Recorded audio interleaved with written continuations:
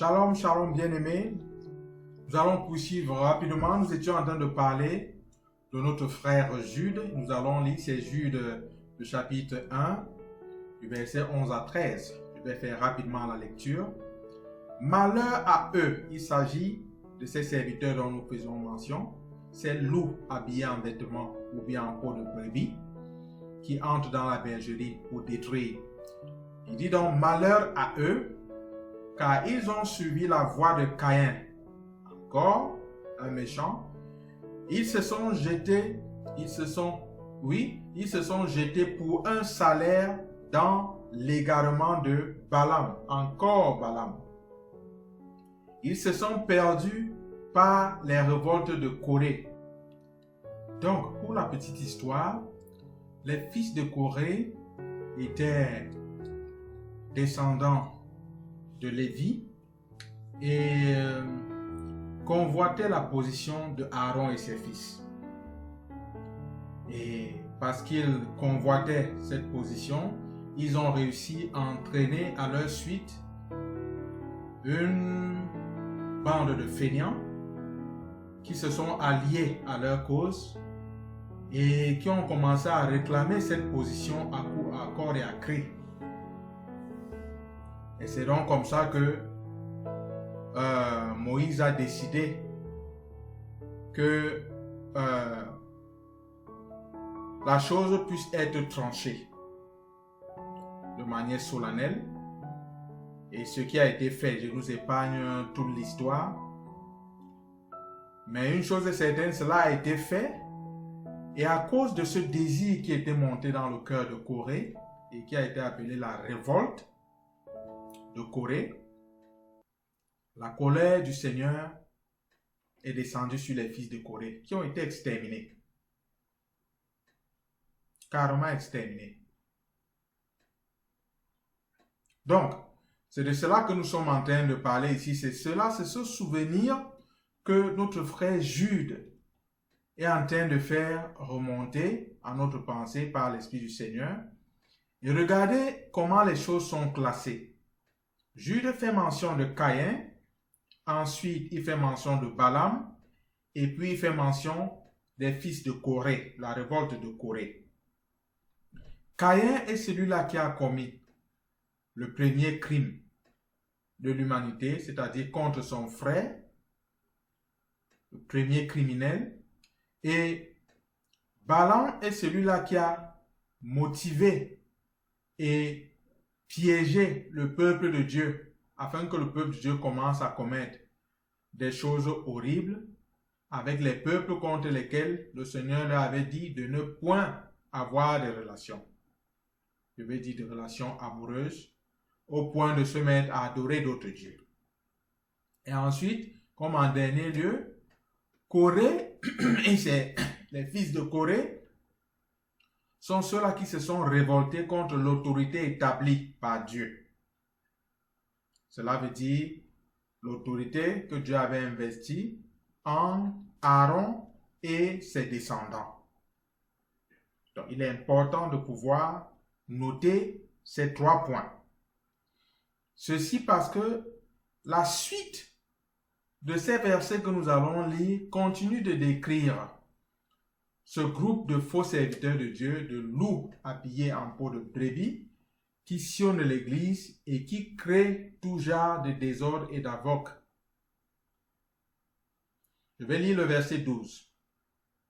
Ce sont des écueils dans vos agapes. Vous savez, un écueil, c'est un piège. Donc ces serviteurs, ces faux serviteurs-là sont un piège dans les réunions d'enfants de Dieu. Ça veut dire quand les saints se réunissent, comme pour communier, ça peut être autour d'un repas, mais ça peut être juste une communion. Ce genre de serviteurs de Dieu, si jamais ils se trouvent au milieu de ces saints, ils sont pour ces saints un piège. Et nous allons voir tout à l'heure pourquoi. Faisant impudemment bonne chère. Cela veut dire faire preuve d'une gloutonnerie éhontée. C'est-à-dire tout pour eux, rien pour les autres. Ce sont des personnes égoïstes et égocentriques. C'est facile de les discerner. Très difficilement, ces personnes vont pouvoir soutenir un frère ou une sœur qui soit dans les difficultés. Très difficilement. Ceci parce que sur eux est en train d'agir l'influence de l'esprit d'égarement, l'influence de l'esprit de servitude. Ces personnes sont prisonnières. Donc, faisant impudemment, sans aucune pudeur, cela veut dire la honte ne leur dit plus rien. Vous pouvez les attraper en train d'égorger ou en train de voler quelqu'un, là, aucune honte. Nous allons continuer et nous verrons comment ils seront décrits quelque part. On les présente quelque part dans d'autres épîtres comme des personnes sans esprit. Quand on dit sans esprit, ce n'est pas qu'ils n'ont pas l'esprit des êtres humains, c'est qu'ils n'ont pas l'esprit de Dieu. On va continuer. Se repaissant eux-mêmes, c'est-à-dire ils ne s'intéressent qu'à eux-mêmes, n'est-ce pas? Ils se fichent pas mal des autres. Ce sont des nuées sans eau. Comme je le disais avant, vous voyez donc que aussi bien l'apôtre Pierre que le frère Jude, ils sont comme en train de parler de la même chose, chacun à sa façon, selon comme l'Esprit du Seigneur les conduisait. Ici, là, quand on est en train de parler de nuées sans eau, cela simplement veut dire ce genre de nuages qui s'accumulent dans les cieux et qui vous donne l'impression qu'il va pleuvoir, peut-être après qu'il y ait une longue sécheresse, mais en fin de compte, vous vous rendez compte qu'il n'en est pas question. C'était carrément un leurre, c'était une fausse annonce de pluie. D'où les prophéties chimériques de ces personnes. Elles débitent juste des chimères, juste pour vous amadouer et extirper de vous peut-être vos biens, peut-être de l'argent, peut-être quelque chose d'autre. Et ces genres de personnes embrouillent même des jeunes filles dans la communauté, pour ceux qui vont avec les filles, parce que j'aimerais rappeler ici que quelques-uns commettent même des choses dont il n'est même pas convenable de nommer ici. Donc ils embrouillent les jeunes sœurs et couchent avec elles. Donc, ce sont des nuées sans eau poussées par les vents. Cela veut dire qu'ils répandent de fausses espérances partout où leur esprit d'égarement les conduit.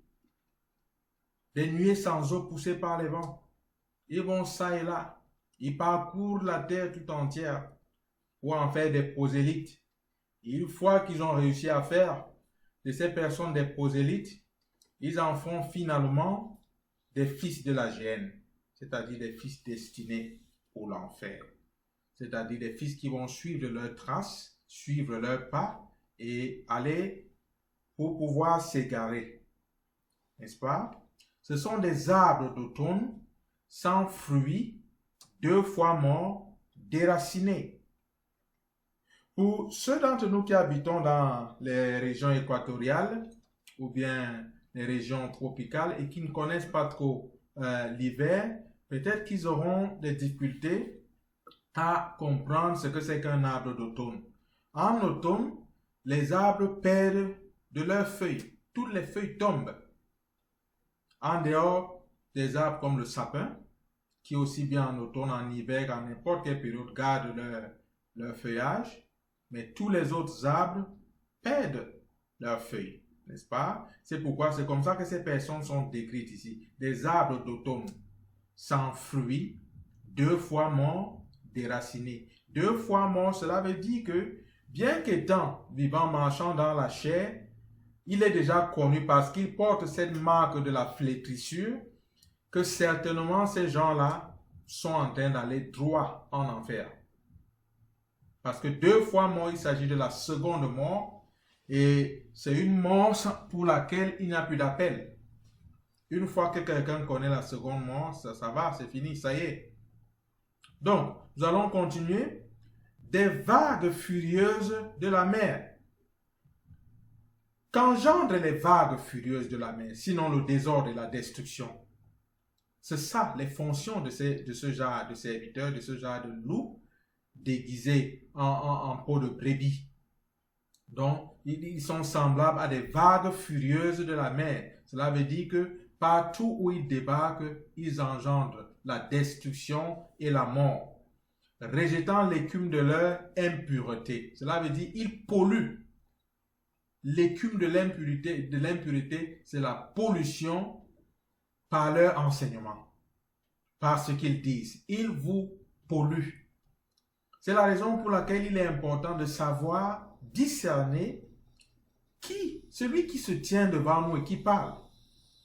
Si jamais nous nous rendons compte que c'est cette bande, je veux dire des serviteurs du malin, je nous suggère d'avoir suffisamment de courage pour quitter ce milieu.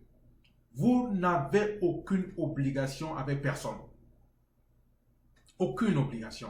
Vous pouvez quitter ces milieux et rechercher des milieux dans lesquels vous servirez le Seigneur dans toute la pureté, parce que ces personnes, tous ces messages qu'ils débitent sur vous et qui ne vous attachent qu'aux choses charnelles et aux choses terrestres, ces personnes vous polluent. C'est une espèce de pollution spirituelle qui fait comme un marquage spirituel. C'est très important de noter ces choses. Et c'est la raison pour laquelle nous allons voir plus tard, et je vais parler là-dessus, où le Seigneur nous encourage de n'appeler personne sur cette terre père. Personne. Je vais en parler, n'est-ce pas? Et nous saurons pourquoi. Ok? Nous saurons même de quel père il s'agit. Donc, nous allons continuer la lecture. Des vagues furieuses de la mer, cela veut dire qui ne portent que la destruction, rejetant l'écume de leur impureté, des astres errants.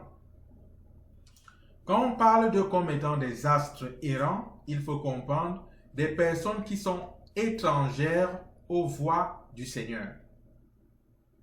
Elles sont étrangères aux voies du Seigneur. Parce que les voies du Seigneur sont tracées, comme par l'Esprit du Seigneur. Lorsque nous sommes connectés à l'Esprit du Seigneur, nous ne pouvons pas nous mettre à errer dans notre enseignement. On n'erre pas, on n'est pas en train d'errer. On a une direction et des directives précises. Comme celle que j'étais en train de nous dire aujourd'hui, de lever les yeux, regarder la moisson qui mûrit et qui est même en train de tomber. Levons nos yeux vers la moisson. Bien-aimés, c'est l'heure de la moisson, c'est le temps de la moisson. Il est inconcevable que vous continuez à faire des masses autour de quelqu'un qui vous raconte des choses semaine après semaine, et pendant ce temps, la moisson est en train de tomber dans les champs. Ce n'est pas juste. Nous nous portons ainsi coupables. Comme je l'ai déclaré, vous pouvez aller dans ce champ de mission, vous pouvez adopter un missionnaire, vous pouvez investir dans la vie d'un missionnaire ou d'une famille missionnaire. Et ces missionnaires ne sont pas obligés d'être dans votre communauté. Le corps du Christ est grand, bien-aimé. Il ne se limite pas à vos 1 million de membres. Non. Le corps du Christ est grand. Levons les yeux et regardons la moisson. Si jamais vous ne limitez le corps du Christ qu'à votre congrégation, sachez que vous êtes dans une secte. Parce que le corps du Christ, c'est un corps qui rassemble tous ceux qui croient en Jésus-Christ et qui ont cette espérance de la vie éternelle en Jésus-Christ. N'est-ce pas? Étrangers aux voies du Seigneur, auquel l'obscurité des ténèbres est réservée pour l'éternité. Le frère Jude aussi nous fait comprendre que leur récompense, c'est l'obscurité des ténèbres. C'est ça leur salaire.